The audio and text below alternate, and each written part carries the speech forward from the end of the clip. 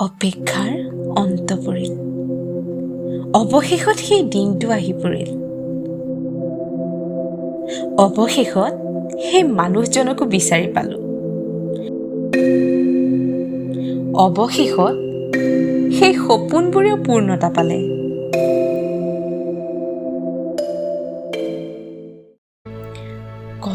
কিমান যে কল্পনা আছিল মোৰ সপোনৰ ৰাজকুমাৰজনক লৈ। তেওঁৰ আগমনত বসন্ত নামি আহিল মোৰ জীৱনলৈ।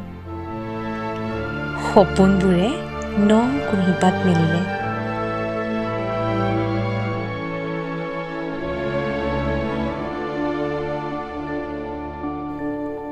বুকুতে মৰহি যোৱা গোলাপ পাহিটি যেন পুনৰ সজীৱ হৈ উঠিলে তেওঁৰ পৰশত। অভিমানৰ উৰণিখন গুচাই দুটি ওঠত আঁকি দিয়া চুমাটিয়ে যেন মোৰ দুগাল সেন্দুৰীয়া কৰি পেলালে।